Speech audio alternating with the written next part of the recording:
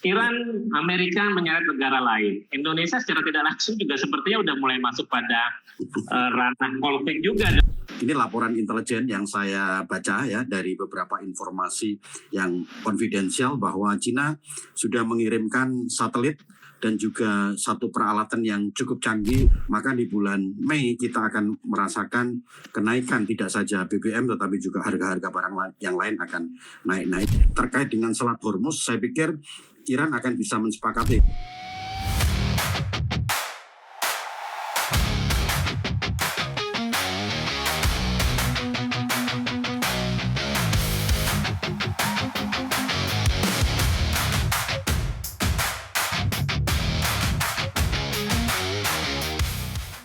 Perang Iran dan Amerika, konflik Timur Tengah semakin memanas dan kita tidak akan pernah tahu sampai mana akhir dari konflik ini. Apakah berakhir di meja perundingan atau perang akan menyeret banyak negara-negara lain.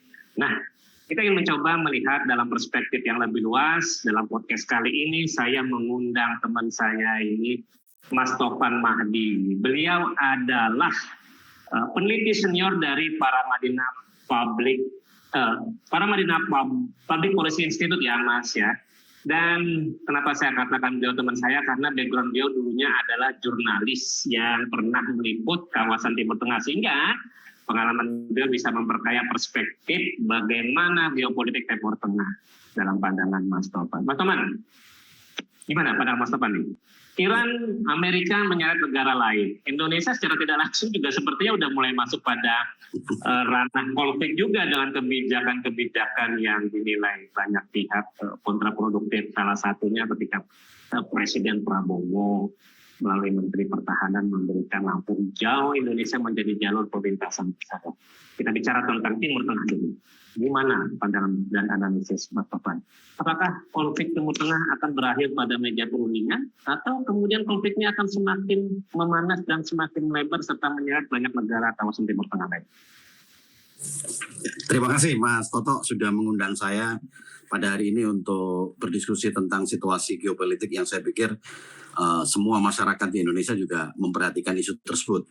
Bukan karena apa-apa, bukan karena Indonesia terlibat secara langsung di dalam perang tersebut atau kita posisi yang sangat jauh, tetapi dampak dari perang yang terjadi saat ini antara Iran dengan Amerika dan Israel itu sudah kita rasakan sebagai masyarakat di Indonesia.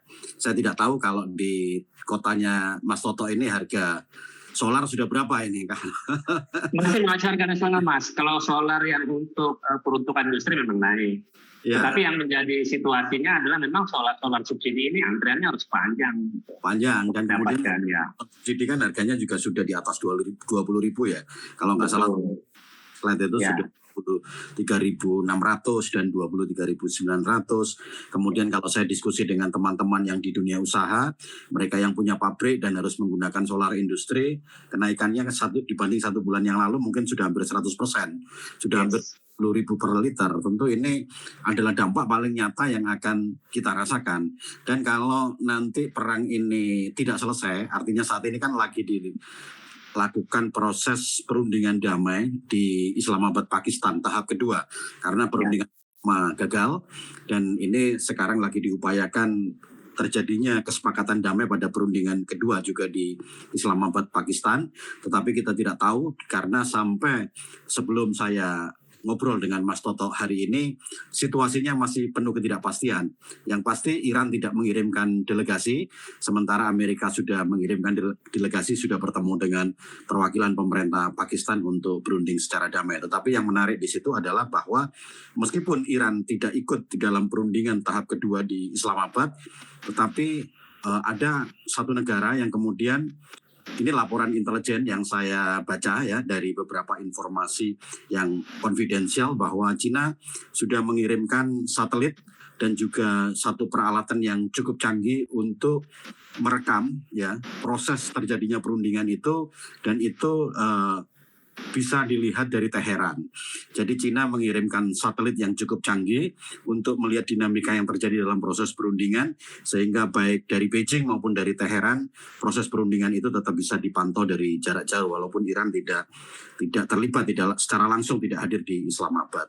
Nah, ini sangat menarik karena semua tentu berharap bahwa perang ini segera selesai karena sudah 52 hari dan dampak yang dirasakan bukan saja terhadap masyarakat di negara-negara yang terlibat perang secara langsung seperti Iran, Israel dan juga Amerika, tetapi berbagai negara di dunia sudah merasakan dampak yang luar biasa. Kita tahu negara tetangga kita seperti Filipina itu sudah praktis sudah kehabisan stok bahan bakar, sehingga bukan hanya ngantri, bahkan SPBU-nya sudah tutup kalau di Filipina itu, sehingga beberapa kegiatan seperti sekolah, bekerja itu terpaksa harus dilakukan dari rumah, WFH. Kalau harus berangkat ke kantor atau ke sekolah itu dilakukan dengan berjalan kaki atau naik sepeda ontel begitu ya. Jadi ini dampak yang luar biasa dan kita bersyukur karena di Indonesia sampai akhir April ya, berarti ini bulan April sampai akhir April ini kita melihat bahwa Indonesia sudah merasakan karena harga BBM sudah mulai naik, dan kalau ini misalnya berlanjut maka di bulan Mei kita akan merasakan kenaikan tidak saja BBM tetapi juga harga-harga barang yang lain akan naik. Nah, itulah dampak yang akan kita rasakan akibat dari perang yang tidak, sekiranya perang ini tidak segera selesai. Seperti itu, Mas Toto. Oke, ini kan tadi Mas Tovan bilang ya konfidensial informasi yang bisa dipercaya bahwa ada satelit yang sudah memantau. Amerika sudah kirimkan delegasi untuk perundingan, tetapi Iran dengan penuh percaya diri menolak. Dan statementnya kan dari sebelumnya sudah disampaikan tidak akan ada lagi pintu terbuka untuk perdamaian. Artinya kalau kita baca sinyal dari bahasa politik, Iran tidak membuka lagi kesempatan-kesempatan lanjutan. Nah, kira-kira nih Mas Tovan, dalam pandangan Mas Tovan nih, ini kira-kira memang arahnya nanti bahwa penyelesaian akhir dari konflik ini, apakah memang nantinya hanya akan ada pihak yang kalah atau dimenangkan, atau ada nanti peran-peran yang bisa dimainkan dari Pakistan atau Rusia atau China yang mencoba untuk menyeret pada perundingan, karena kan impact-nya global banget nih.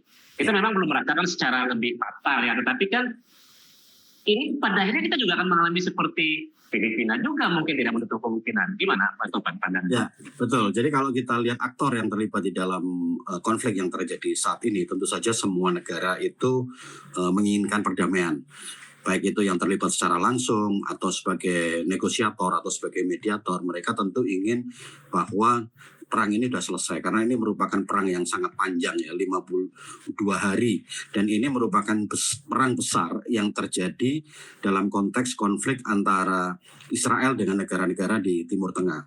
Perang besar terakhir itu dengan Israel itu terjadi tahun 1973, perang Yom Kippur antara Israel dengan koalisi negara Arab yang dipimpin oleh Mesir.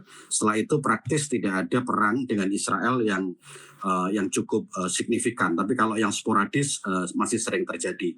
Perang besar lain itu tidak melibatkan Israel di Timur Tengah itu antara Irak dan Iran yang terjadi tahun 1980 sampai 1988. Karena itu ini perang yang luar biasa besar dengan teknologi yang menurut saya berbeda dengan perang-perang sebelumnya, karena kita tahu bahwa 2 negara atau 3 negara yang terlibat dalam perang ini merupakan negara-negara yang memiliki kekuatan militer terbesar dan paling canggih di dunia. Ya kan, kita tahu bahwa ada Amerika Serikat di situ, Israel, Iran. Kemudian kalau misalkan nanti perang ini melibatkan aktor-aktor negara yang lain seperti RRC, Rusia, Pakistan, atau bahkan mungkin India misalnya seperti itu, tentu ini adalah sesuatu yang tidak kita inginkan, karena banyak juga yang berspekulasi atau menganalisis jika tidak bisa diselesaikan lewat perundingan damai dan perang ini berlanjut, bukan tidak mungkin akan meletus yang disebut dengan Perang Dunia Ketiga. Tentu kalau Perang Dunia Ketiga kita belajar dari Perang Dunia Pertama dan juga Perang Dunia Kedua yang menewaskan pada saat itu ya 60 juta orang, tentu kita sangat tidak berharap perang ini terjadi. Nah, mengapa sekarang perundingan Islamabad Talks ini akan sangat menentukan bagaimana situasi geopolitik di Timur Tengah. Sebetulnya pada saat pertemuan Islamabad yang pertama itu nyaris tercapai kesepakatan, Mas Toto. Jadi tim perunding antara Iran dan Amerika Serikat itu sudah menyepakati berbagai butir yang itu masuk di dalam meja perundingan. Tetapi ada beberapa hal di last minute yang kemudian itu situasinya menjadi chaotic, menjadi agak kisruh dan berubah karena tiba-tiba begitu akan ditandatangani, Amerika ini mengubah haluan. Banyak analis yang memperkirakan bahwa tim negosiator Amerika pada saat itu mendapat tekanan dari Israel sehingga mengubah beberapa butir kesepakatan. Salah satu yang diubah itu adalah tentang moratorium atau penghentian sementara pengayaan uranium untuk pengembangan teknologi nuklir di Iran. Jadi Iran setuju bahwa itu akan ditunda atau dihentikan sementara, tetapi terminnya itu Iran mengajukan selama 5 tahun. Awalnya Amerika setuju, tetapi kemudian Amerika berubah bahwa moratorium pengayaan uranium di Iran itu dilakukan selama 20 tahun. Jadi beda 15 tahun. Nah, Iran sangat keberatan di situ. Inilah yang kemudian membuat perundingan damai di Islamabad tahap pertama itu menjadi tidak tercapai kesepakatan. Dua delegasi kemudian pulang ke negara masing-masing.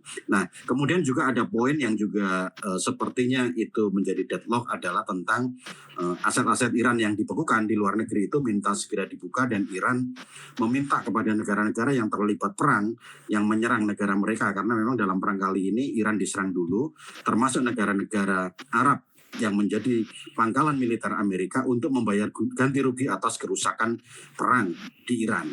Jadi kerusakan yang terjadi di Iran itu ditagihkan oleh Iran, biaya rekonstruksi atau pembangunan kembali itu kepada negara-negara yang terlibat perang, termasuk Amerika, Israel, dan juga negara-negara Arab yang menjadi pangkalan militer. Itu sepertinya juga menjadi poin yang menjadi ganjalan.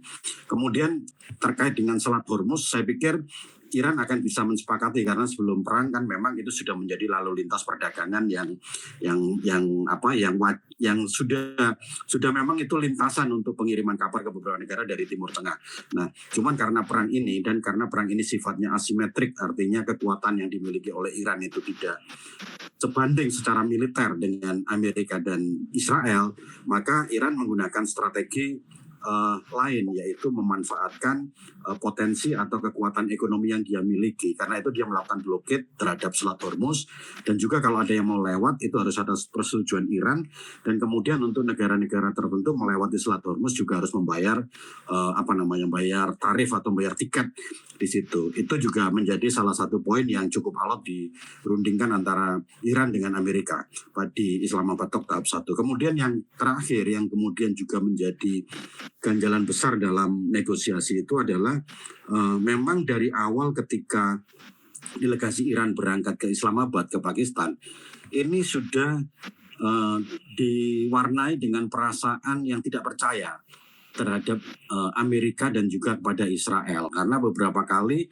dicoba perundingan damai itu juga gagal atau dikhianati lah kasarannya. Karena sebelum meletus perang, sebelum terjadinya serangan Israel ke Iran pada tanggal 1 Maret 2026, sebetulnya kan sudah terjadi proses perundingan damai di Oman, difasilitasi oleh Oman, dan itu cukup membuahkan hasil cukup produktif dan positif.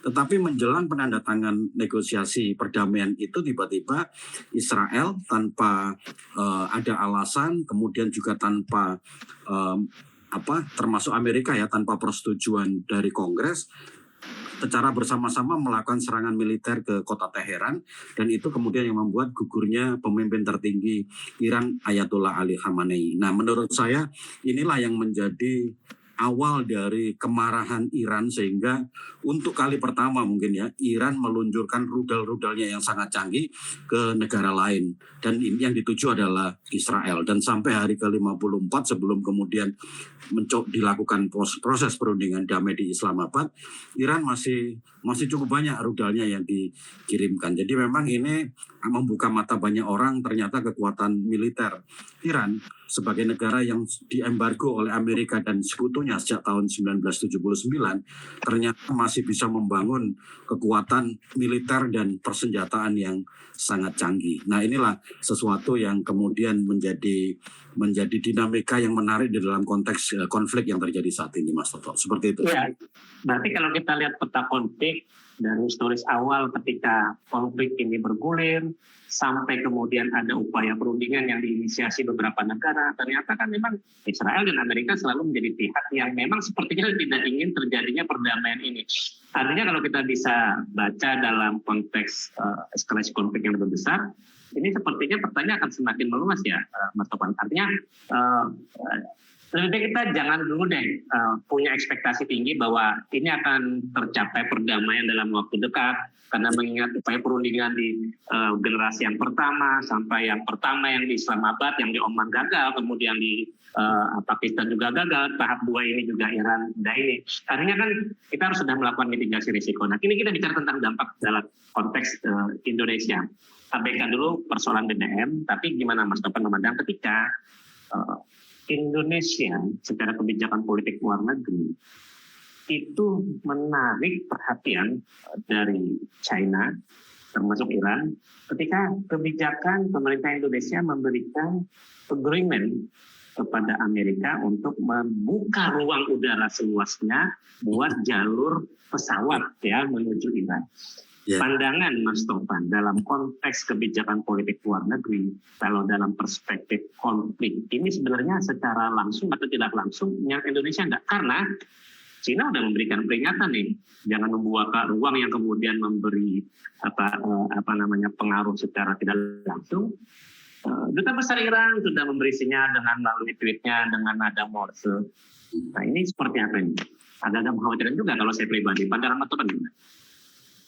Kita seharusnya lebih berhati-hati ya. Jadi pemerintah Indonesia seharusnya lebih berhati-hati menyikapi situasi geopolitik yang terjadi di Timur Tengah saat ini, karena kita tidak tahu apakah eskalasi dari konflik tersebut akan segera selesai dengan perundingan damai di Islamabad tahap kedua atau masih akan berlanjut dalam waktu yang tidak bisa kita tentukan, kan begitu.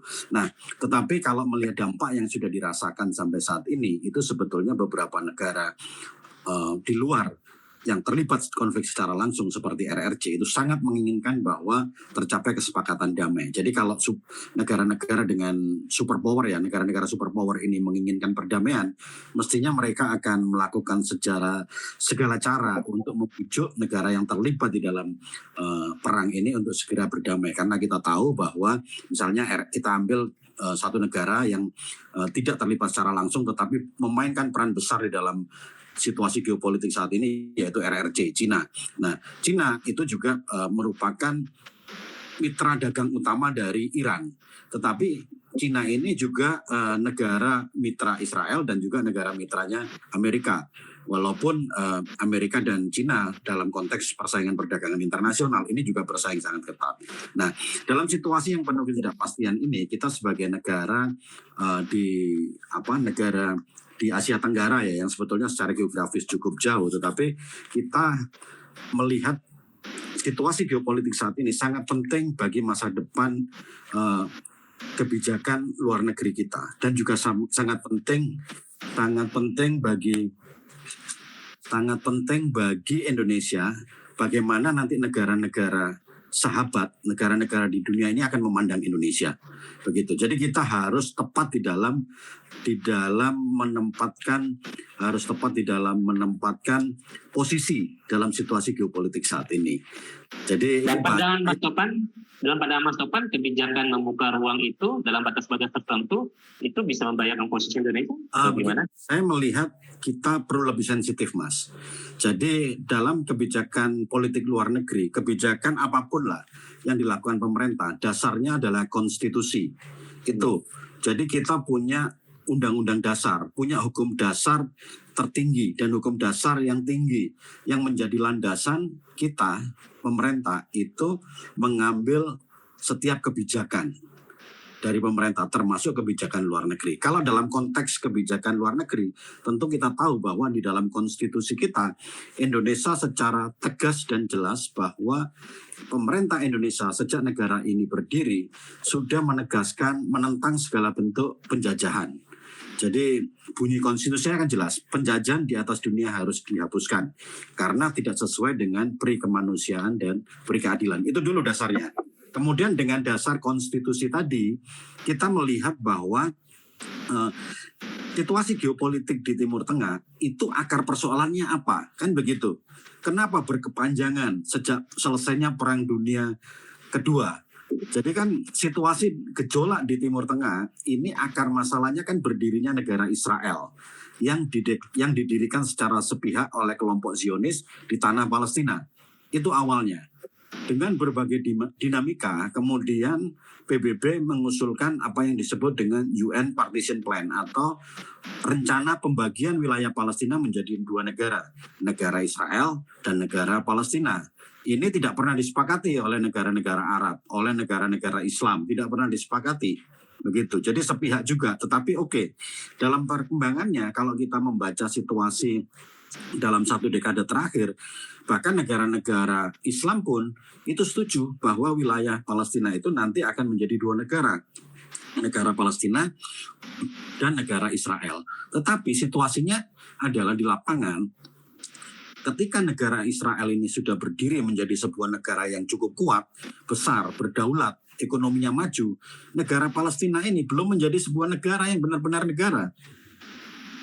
Ekonominya berantakan, mereka tidak memiliki satu kelembagaan politik yang cukup kuat untuk menjamin perlindungan bagi negara dan warga negaranya.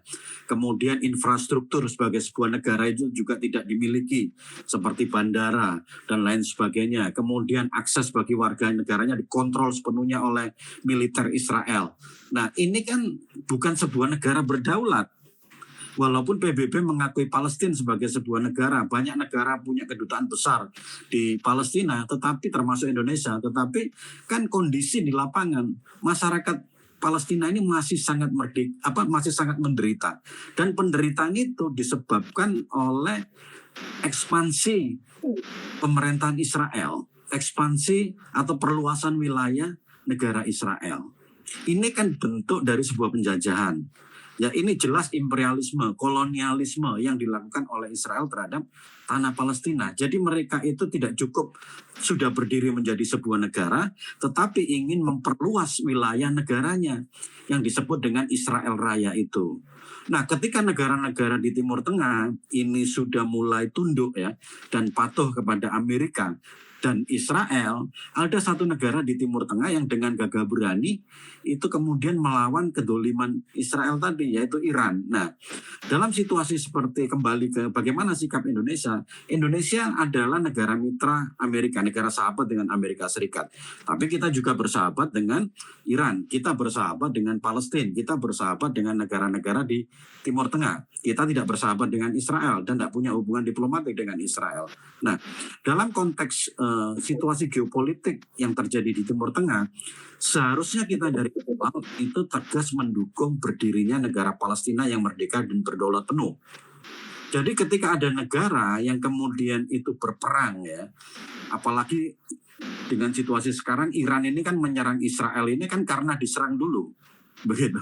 Jadi dia punya hak untuk membalas, dan Iran berjuang untuk mendukung kemerdekaan Palestina dengan melemahkan posisi dan pengaruh Israel di Timur Tengah.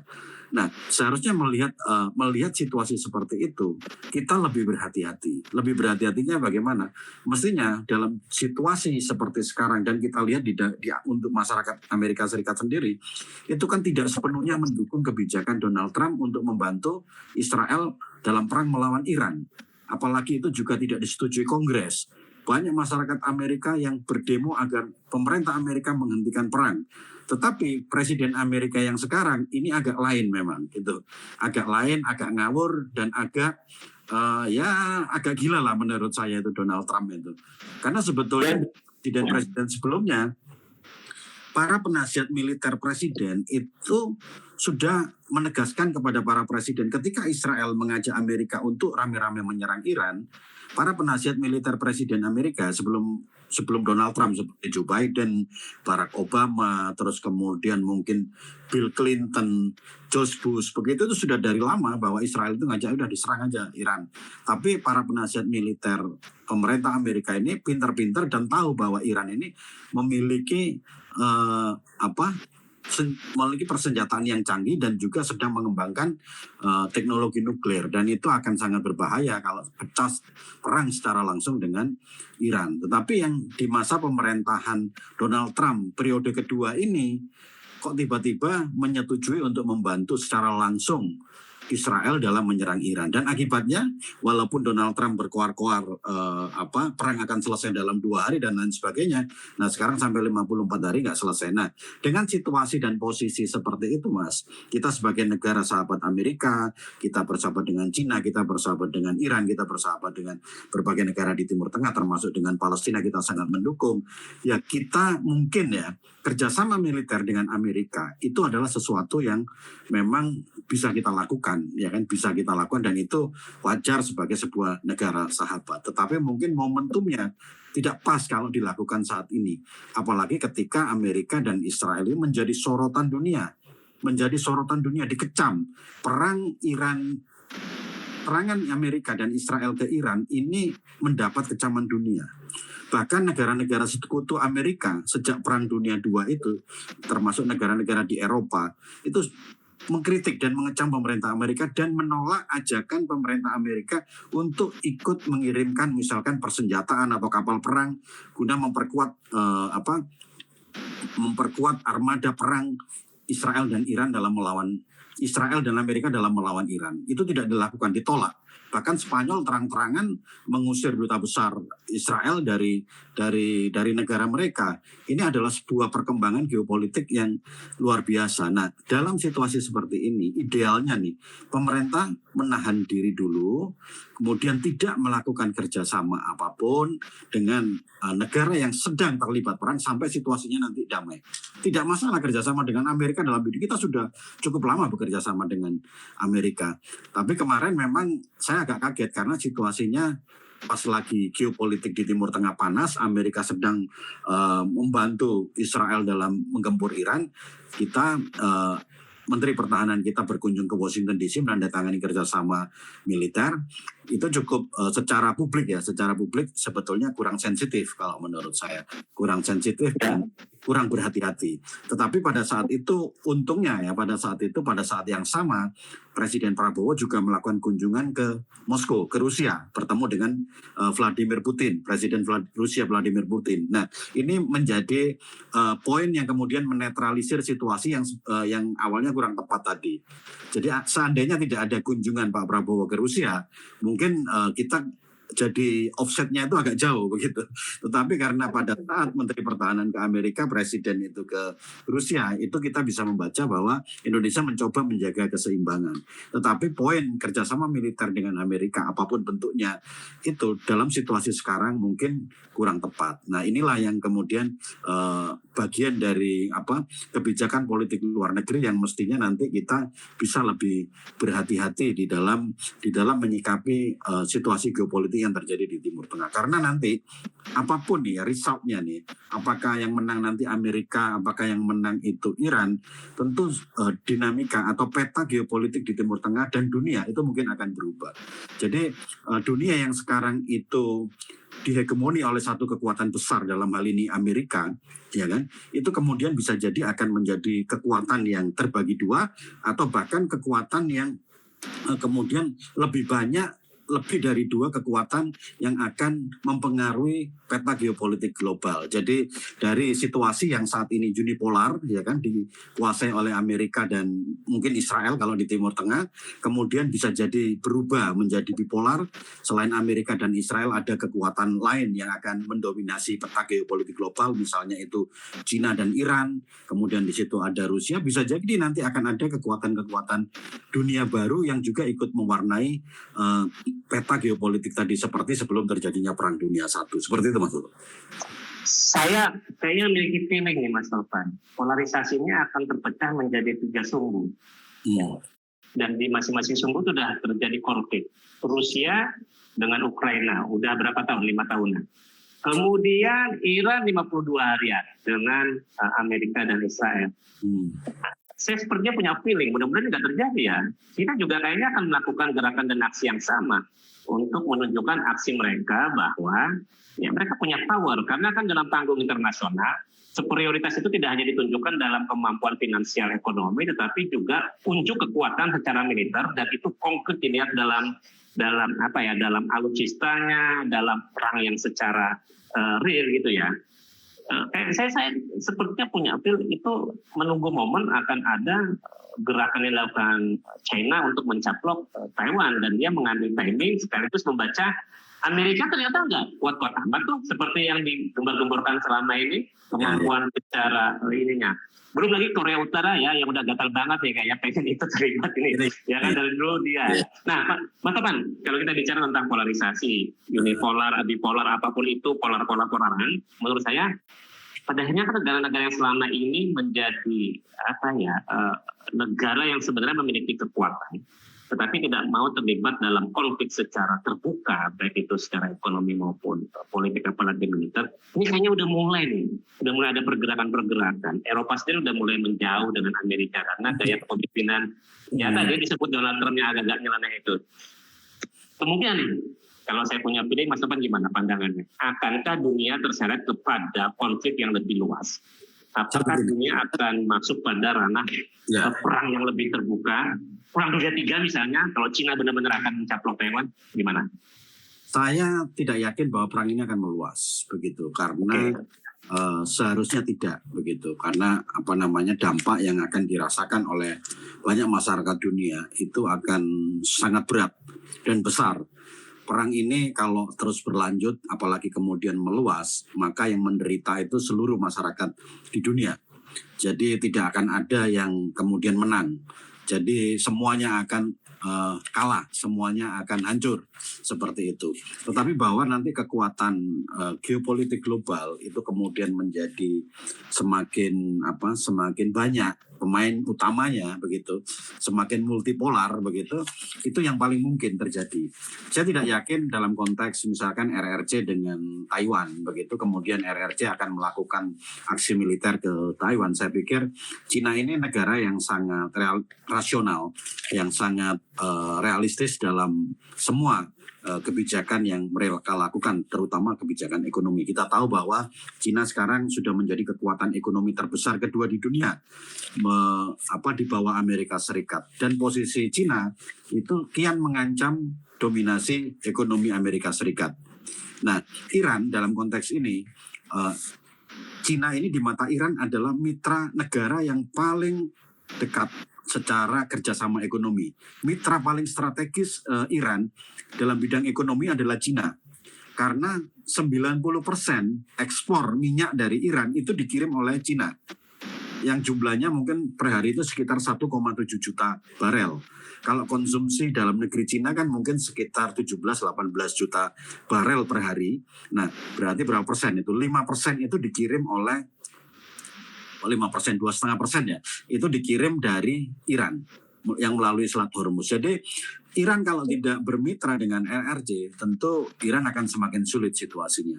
Dan walaupun Iran tidak pernah, RRC tidak pernah mendeklar secara terbuka bahwa mereka memberi dukungan militer kepada Iran, tetapi dalam faktanya sejak berdirinya Republik Islam Iran, Cina itu sudah cukup aktif memberikan bantuan militer kepada Iran, termasuk ketika terjadi perang Iran dan Irak tahun 1980 sampai 1988. Itu Cina mengirim persenjataan, dalam lebih spesifik itu sistem pertahanan udara. Jadi sistem pertahanan udara Iran pada saat itu dibantu oleh RRC. Karena kalau pada saat itu tidak ada bantuan militer kepada Iran, tentu Iran akan kewalahan menghadapi Irak yang pada saat itu masih menjadi sekutunya Amerika, gitu. Walaupun kemudian Saddam Hussein yang gantung juga Amerika sendiri juga, gitu kan. Jadi situasi geopolitik ini sangat menarik. Nah, tapi kalau kemudian perang ini akan meluas, saya yakin aktor-aktor utama, ya, negara-negara yang memiliki kendali militer dan ekonomi sangat besar di dunia ini akan berusaha sangat keras mencegah meluasnya perang. Masyarakat Amerika Serikat sendiri, termasuk juga masyarakat di Israel, tidak menghendaki perang ini. Karena kalau di Israel, di kota-kota di Israel, ketika selama 54 hari, hampir tiap hari Iran mengirimkan rudal, masyarakat Israel ini memang bisa bersembunyi di bunker. Tetapi hidup di bunker setelah sekian lama, hampir 1 bulan lebih, itu juga menghancurkan peradaban mereka juga, mengganggu kehidupan mereka sehari-hari, dan mereka tidak nyaman. Kemudian di Amerika Serikat kita lihat demo itu hampir terjadi tiap hari menentang Donald Trump, dan bahkan beberapa anggota Senat itu sudah mengancam Donald Trump akan dimakzulkan, walaupun tidak terkait dengan perang, tetapi terkait dengan case lain yang dihadapi oleh Donald Trump seperti Epstein File. Nah, kita melihat situasi ini kan akarnya sebetulnya adalah karena pemerintahan yang lagi memimpin di Israel saat ini adalah pemerintahan sayap kanan yang ultranasionalis dan menurut saya fasis juga itu. Partai Likud di bawah Perdana Menteri Benjamin Netanyahu, karena luar biasa ambisi perangnya, ambisi politiknya, dan Benjamin Netanyahu sendiri di dalam konteks dalam negeri Israel sedang menghadapi perkara korupsi, karena dia beberapa kali itu dipanggil sama jaksa di Israel sana. Nah, ini adalah upaya pengalihan isu. Kemudian Amerika juga begitu, ketika Donald Trump mendeklarasikan perang dengan Iran tanpa persetujuan Kongres, begitu. Dan sayangnya ini, walaupun berbagai anggota DPR ya dari partai, anggota Senat dari Senat dan DPR itu sudah berusaha segala cara untuk mencegah meluasnya agar Trump itu menghentikan perang, selalu kalah di dalam voting. Nah, jadi memang ini adalah pertarungan kelompok-kelompok di dalam negeri Amerika dan juga di dalam negeri Israel. Apakah kekuatan di dalam negeri itu mampu mengubah situasi politik dalam negeri mereka? Ketika itu bisa berubah, maka situasi geopolitik ini juga akan berubah. Nah, masalahnya adalah sekarang di Amerika, walaupun berbagai kritik, Trump ini masih pegang kendali, masih berkuasa. Dan sepertinya Trump meskipun tahu bahwa tidak mudah ternyata mengalahkan Iran, tetapi dia juga tidak ingin dipermalukan juga. Dia tetap ingin mengklaim bahwa Amerika ini menang. Kalau menang, mereka tidak akan gampang mengganti atau mencopot para jenderal, kan begitu. Nah, kabar terbaru salah satu pemimpin di Angkatan Laut Amerika juga dipecat baru saja. Jadi ini salah satu jenderal Angkatan Lautnya dipecat. Nah, ini kan ada apa sebetulnya? Kan begitu. Jadi memang ini juga sesuatu yang harus kita lihat secara lebih komprehensif. Tetapi negara-negara yang sekarang punya kendali besar atas kekuatan ekonomi dan militer itu berharap, terutama Cina sangat mengharapkan perang ini selesai dan damai. Dan saya yakin Cina sudah melakukan komunikasi yang sangat intensif dengan Teheran dan juga dengan Israel mungkin agar mereka berdamai. Karena kalau tidak, ekonomi ini berantakan, ekonomi dunia berantakan, dan termasuk kita di Indonesia tentu akan merasakan, masyarakat Indonesia kita yang sebagai masyarakat biasa yang setiap hari harus beli bensin, bayar listrik dan lain sebagainya begini, ini kita akan menderita ini Mas Toto begitu. Sekarang aja naik pesawat, kebetulan ini posisi saya lagi di Aceh begitu, dari Jakarta sekarang harga tiket pesawat juga sudah luar biasa, dan kemarin ketika saya dari Jakarta ke Aceh itu pesawatnya penuh gitu, separuh aja gitu penumpangnya. Artinya kelesuan ekonomi ini sudah mulai tampak, dan memang benar Mas Toto, di beberapa kota antrian di SPBU ini cukup panjang. Sepertinya mereka lagi mengantri solar yang subsidi, karena itu banyak truk dan kendaraan umum, panjang sekali. Nah, ini kan sebetulnya potret dari kelesuan ekonomi. Dan kalau ini perang berlanjut kemudian situasinya tidak terkendali, tentu beberapa indikator ekonomi akan semakin memburuk, seperti inflasi akan naik sangat tinggi, suku bunga akan naik dan lain sebagainya. Dan salah satu yang indikator yang pasti bahwa kita sedang menghadapi tantangan ekonomi yang luar biasa adalah ketika nilai tukar rupiah itu melemah terhadap dolar Amerika Serikat hingga mencapai sekarang kalau nggak salah 17.190 rupiah. Dari sebelum perang itu sekitar 16.800 rupiah per US dollar. Itu adalah indikator-indikator yang kemudian akan terus memburuk jika situasi ini berlanjut. Dan saya yakin sebetulnya Iran sendiri juga menginginkan perdamaian, karena masyarakat di Iran ini kan juga ekonomi juga menghadapi tantangan yang luar biasa. Dia ingin diterima oleh dunia internasional sebagai sebuah negara yang berdaulat penuh. Mereka juga ingin blokade ekonominya itu dibuka oleh Amerika dan lain sebagainya. Tetapi memang situasi ini harus diselesaikan dengan taktis, sehingga Iran bisa kemudian mencapai tujuan-tujuannya, kemudian juga membalas atas perlakuan yang dilakukan oleh Israel dan Amerika. Kemudian tata dunia baru ini kemudian akan muncul pasca situasi geopolitik yang terjadi di Timur Tengah saat ini. Saya tidak tahu nanti multipolaritas itu akan terbagi menjadi berapa kekuatan. Kita bisa melihat setelah ini semua selesai. Tetapi pasti apapun ujungnya dari konflik ini, peta geopolitik global khususnya di Timur Tengah itu akan berubah. Nah, satu sinyal yang baik adalah bahwa Israel dan Amerika nanti bisa berdamai adalah ketika Israel akhirnya menyepakati gencatan senjata dengan Lebanon begitu. Walaupun ya Israel ini sering seperti itu, kesepakatan damai tapi mereka masih mengirimkan rudal, masih menyerang, termasuk Gaza pun yang sebetulnya dalam situasi yang sangat damai begitu sekarang juga mulai diserang kembali oleh Israel. Nah, hal-hal kayak gitulah yang kemudian membuat situasinya kompleks, dan Indonesia dalam hal ini kita harus berhati-hati di dalam membaca dinamika geopolitik yang terjadi saat ini. Karena begitu kita salah, kita ini nanti bisa tidak mendapatkan penghormatan yang sama seperti Indonesia. Karena Indonesia ini luar biasa, khususnya di negara-negara Islam ya, di negara-negara Timur Tengah. Semua negara-negara di Timur Tengah itu hormat kepada Indonesia, termasuk negara-negara Islam. Karena dalam sejarahnya Indonesia ini selalu menjadi pelopor, sebagai negara pelopor perjuangan melawan imperialisme dan kolonialisme. Kita menyelenggarakan KTT Asia Afrika pertama di Bandung, ya kan, menghasilkan Dasar-Sila Bandung. Kemudian kita juga menggagas gerakan non-blok. Jadi namanya non-blok, kita tidak pernah berpihak kepada salah satu blok besar. Pada saat itu blok besarnya ada dua, komunis dan barat begitu. Tapi komunis atau timurnya ini kalah, kemudian barat masih mendominasi. Nah, nanti berapapun multipolaritas yang ada di dalam peta geopolitik global, Indonesia tetap menjaga posisi itu. Dan mestinya kita sebagai negara muslim terbesar di dunia, begitu, kita tetap secara moral, ya kan, secara ideologis, kita itu mendukung perjuangan negara-negara Islam untuk mencapai kemerdekaan. Kita tahu bahwa dulu di zamannya Presiden Soeharto ketika terjadi perang di negara-negara bekas Yugoslavia, antara di mana Bosnia itu diserang habis-habisan sama Serbia. Presiden Soeharto pada saat itu menunjukkan simbol atau sinyal diplomatik yang luar biasa besar dan memberikan kekuatan bagi pemerintah dan rakyat Bosnia, di mana Presiden Soeharto datang dengan memakai rompi anti peluru, datang ke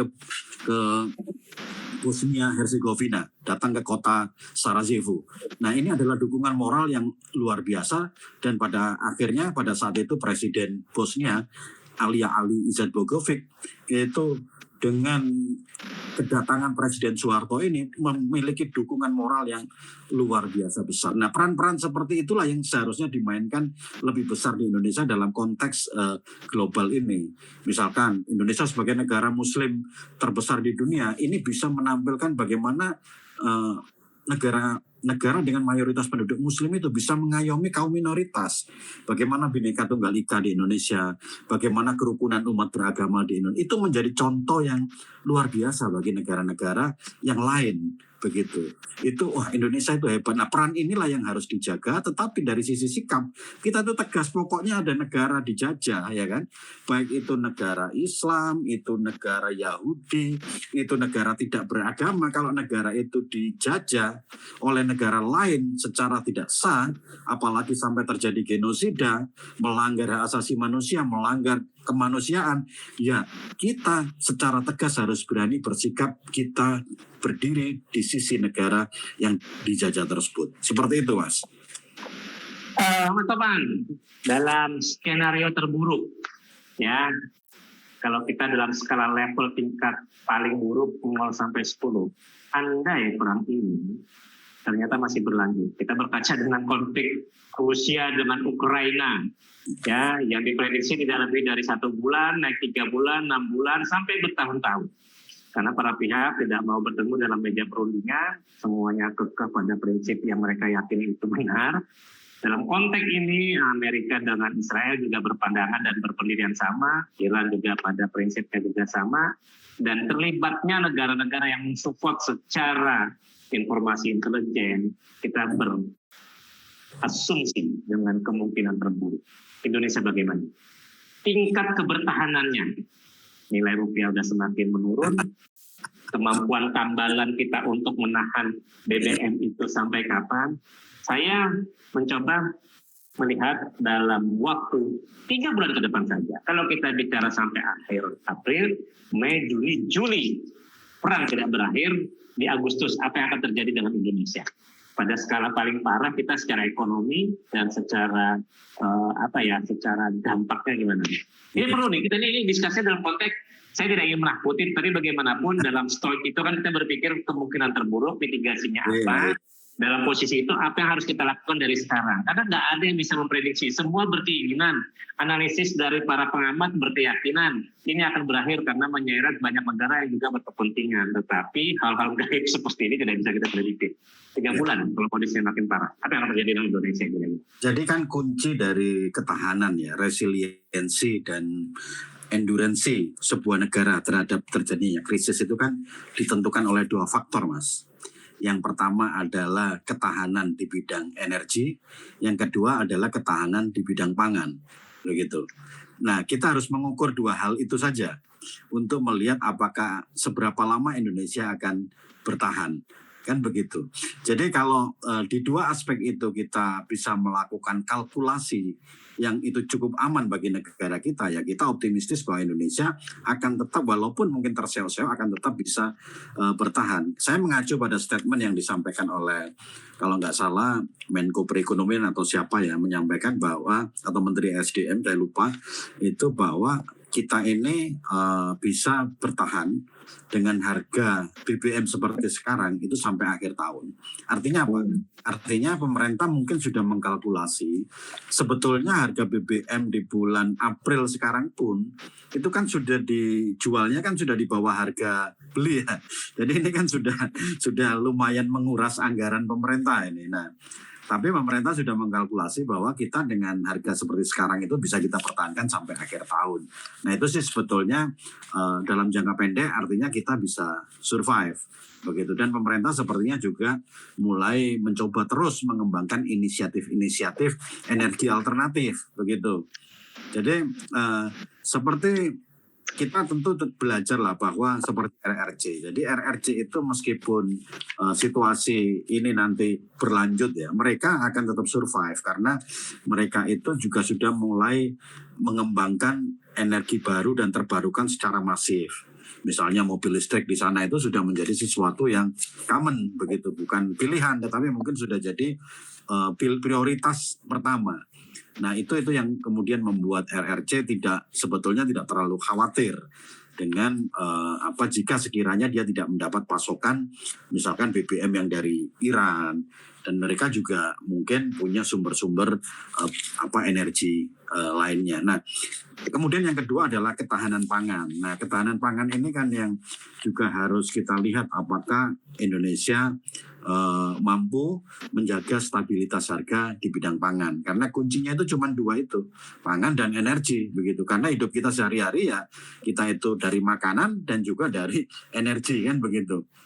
Nah dari sisi pangan saya tidak punya data kan seperti apa, tetapi mestinya Indonesia ini kan sebagai negara agraris yang luas dan tentu pemerintah juga sudah melakukan kalkulasi jika terjadi krisis yang hebat, cadangan beras kita itu sampai seberapa kuat akan menahan situasi krisis itu. Jadi kalau saya sih berharap ya Mas, berharap perang ini selesai sih. Kalau saya berharap perang ini selesai. Semua berharap kayak gitu ya Mas, bukan? Semua negara berharap seperti itu. Kita tidak mau menderita juga kan ya. Kita pernah menghadapi situasi krisis di tahun 1998.